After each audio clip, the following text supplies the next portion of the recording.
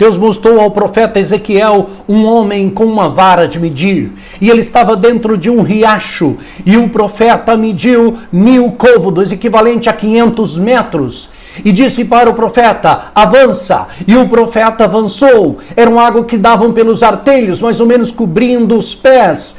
E o anjo mediu mais 1000 côvados, e eram águas agora que davam pelos joelhos. E ele disse ao profeta: caminhe, avança. E depois o profeta avançou, e ele mediu mais 1000, eram águas que dava pelos lombos. E ele disse ao profeta: avança. E ele mediu mais 1000, e agora eram águas que não podiam ser, não dava para caminhar, era necessário nadar, atravessar a nado. O que isso quer dizer? Isso fala das etapas, das nossas etapas espirituais. Paz do Senhor, meus irmãos. Hoje nós falaremos da lição de número 12, imerso no Espírito nos últimos dias. E eu convido você para participar. O que são essas águas? O que elas têm a ver conosco? Por que o profeta teve essa visão? Por que as águas saem debaixo do trono? Por que pelo rio Jordão? Por que caminhando pelo Mar Morto? O que vai acontecer com o Mar Morto nos fins dos tempos? Qual é a ligação desta lição com o milênio? Estes e outros assuntos falaremos nesta lição.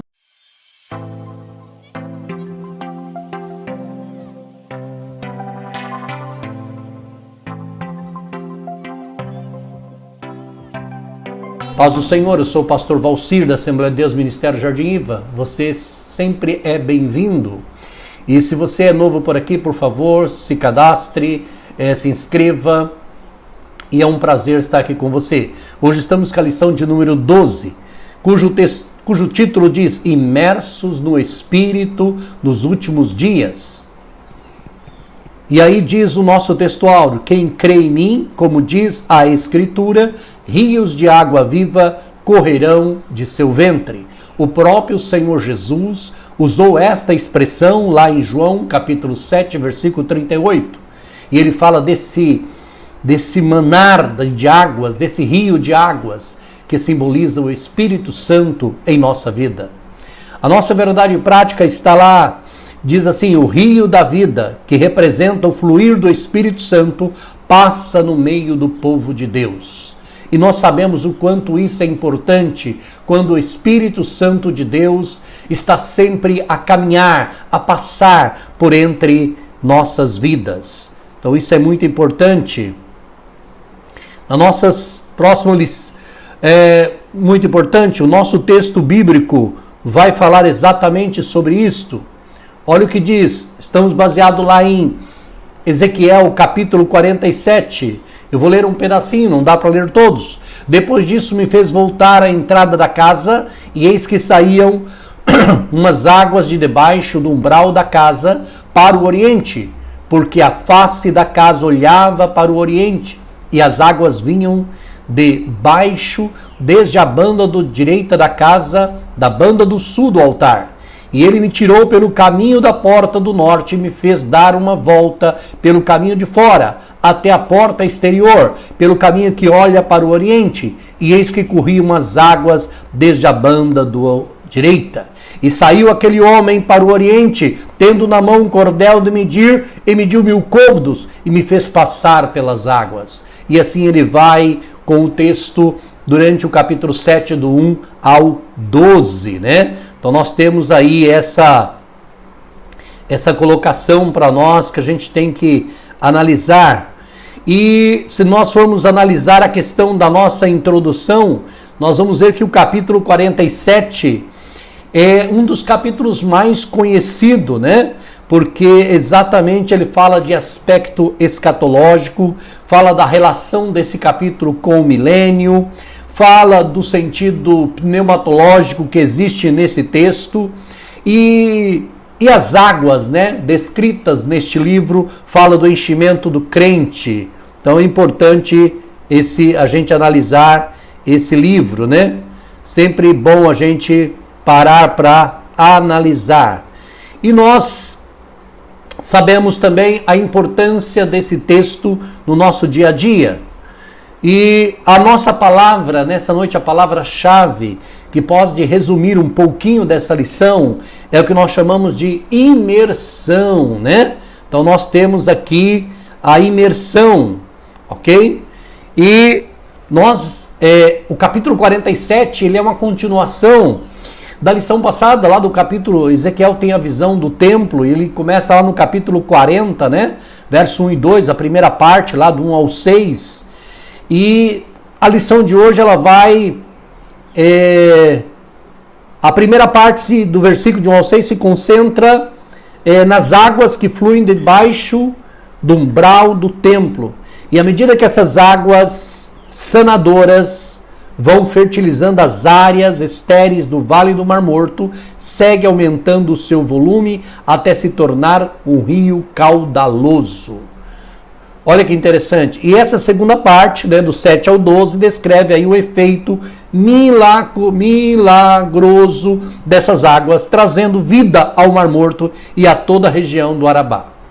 Quem for hoje ao Mar Morto, lá em Israel, vai perceber algo assim fantástico acontecendo. Devido ao desvio do Rio Jordão para a irrigação feito tanto por Israel quanto pela Jordânia, a quantidade de águas que está chegando no Mar Morto diminui 1 metro por ano. Então está ficando grandes bordas. Como o rio está diminuindo, está ficando aquelas bordas sem água, como se fosse uma seca. E essas bordas estão criando grandes poças, né, de águas salgadas. E ali vem as águas que descem das montanhas, junta-se água doce com aquela água salgada, forma ali um poço de água de sal e também está acontecendo vidas ali, porque agora começa a descer águas doces por toda essa parte do Rio Jordão e ali está gerando tanto árvores frutíferas e também alguns lagos estão gerando peixes. Então, parte desta profecia, em toda a parte ali do Arabá, está já se cumprindo. Então o Mar Morto está diminuindo e nós estamos vendo aí um milagre já acontecendo. Dentro da nossa lição, no nosso tópico 1, nós vamos falar exatamente sobre o quê? Nós vamos falar sobre o aspecto escatológico, né? Olha que interessante, o aspecto escatológico, a nascente do rio. O comentarista coloca aqui para nós assim, ó: vimos na primeira lição do trimestre que o livro de Ezequiel antecipa o aspecto apocalíptico nas escrituras sagradas. A visão nessa passagem é futurista e literal, tá? Então quando ele vê aí o umbral da porta, né, ele está falando exatamente do templo. Então, e a gente vê que ele realmente tem essa visão, a visão do profeta em relação ao templo. E se a gente parar para analisar, nós temos o primeiro templo, que é o de Salomão, temos o segundo templo, que é o templo feito por Zorobabel, que depois Herodes fez toda a parte de reforma, que foi o templo da qual Jesus Cristo entrou. E quando Ezequiel dá essa descrição, não tem dúvida de que provavelmente será um terceiro ou um quarto templo. Se esse templo de Ezequiel, essa profecia, ela acontecer, ou melhor, se for construído um templo durante a grande tribulação, esse templo vai ser destruído e aí cumpre-se a profecia de Ezequiel lá no milênio, quando esse templo de Ezequiel for construído durante o milênio. Então nós poderemos ter o terceiro e um quarto templo ainda, segundo alguns estudiosos. Tá? Então nós temos aqui, lá em 2 Reis 25:9, nós temos o primeiro templo de Salomão, e depois nós temos em Lucas 21:6, nós temos aí o Herodes, né, terminando a construção, que é o templo de Zorobabel, tá? Então, praticamente é também literal a construção, a visão que Ezequiel tem do templo, ela é real. E diz o texto que ele tem um guia, né? Um guia vem explicando, vem mostrando aqui para Ezequiel um personagem que aparece desde o início da visão do novo templo, um homem cuja aparência era como a aparência do cobre, tendo um cordel de linho na mão e uma cana de medir, né? E diz o texto que ele continua como Cicerone nesse passeio. Então Ezequiel, na sua visão, ele vê aí um homem com uma cana de medir, e ele sai medindo, né, todo o templo, dando as medidas exatas do templo, como que dizendo, olha, estou fazendo aqui a planta, dando a você todas as medidas da direita, da esquerda, da profundidade, e Ezequiel tem essa visão, ok? E o Ezequiel vê a porta do templo fechada, né? E então os comentaristas vão colocar aqui que essa porta não se abrirá, ninguém entrará por ela, por isso está fechada, porque no período dos dois templos essa porta nunca esteve trancada. Isso revela o caráter escatológico, só Jesus poderá entrar por essa porta, a porta do novo templo, só o Senhor poderá entrar. E os novos frutos, né? A linguagem dessa passagem é apocalíptica e escatológica, né? Então nós temos aqui que ela é apocalíptica e escatológica. Por quê? Porque ela vai falar de algo futuro, né? E sempre que a gente mexe com isso, nós estamos falando de algo futuro. Então lá em Apocalipse 22, do 1 ao 2, nós temos lá uma descrição, olha. Quero questão de ler aqui Apocalipse 22. Olha o que diz o texto aqui em Apocalipse 22. Apocalipse 22, do 1 ao 2, diz assim: E mostrou-me um rio puro da água da viva, claro como cristal, que procedia do trono de Deus e do Cordeiro, e no meio da sua praça, e de uma e de outra banda do rio, estava a árvore da vida, que produz 12 frutos, desde fruto do mês, e as folhas da árvore são para a saúde das nações. Então nós vemos aqui o próprio Apocalipse falando também de um rio da vida, de árvores. Tem muita ligação, né? Toda sorte de árvore que dá fruto, nos seus meses ela produz o fruto. Logicamente que, segundo os comentaristas, isso está ligado ao milênio, né? Mas tanto Ezequiel quanto João está falando de algo para o futuro. Então nós temos aí o milênio claramente aí para nós declarado nas palavras de Ezequiel. Quando Ezequiel tem essa visão do capítulo 47, ele está realmente falando sobre o que vai acontecer no milênio, ok? Então, resumindo esse primeiro tópico, o aspecto escatológico leva em conta a literalidade do novo templo, o fechamento da porta do templo e a frutificação das árvores no milênio. Olha que interessante, né? E o nosso segundo tópico aqui vai dizer o seguinte, né? Vai dizer o seguinte, sobre a implicação pneumatológica. A palavra pneumatológica tem a ver com o Espírito Santo. Então nós vemos lá no versos 3 e 6 de Ezequiel 47, quando fala das águas, né? Olha que interessante, as águas, primeiro tópico, as águas. O ser celestial fez Ezequiel passar pelas águas, que ao caminhar o primeiro trecho, 1000 côvados, que foi parte da pequena pregação do início, elas me davam pelos tornozelos, 500 metros mais adiante, águas que chegavam ao joelho, depois mais 500 metros, água que dava para o lombo, e mais 500 metros, águas que haviam necessário aí o ribeiro, né, que tinha que nadar. E ele atravessou nadando. E eu disse lá no início da pregação que isso tem a ver com a nossa experiência espiritual. Quando a gente começa a nossa vida espiritual, a gente vai aos poucos, né? Molhando os artelhos, depois molhando os joelhos, depois molhando os lombos e depois nadando. Conforme a nossa entrega espiritual, as experiências nesse mundo espiritual, elas vão acontecendo na nossa vida. Então é importante a gente analisar aí esse texto para a gente poder ficar claro para nós essa questão. Então por isso que o título dessa lição fala de imersão, né? Olha que interessante, imersão. Então é importante aí a gente ver essa experiência da imersão para cada um de nós. E o profeta vai falar sobre isso, né? Vai deixar claro para nós isso. Outra coisa importante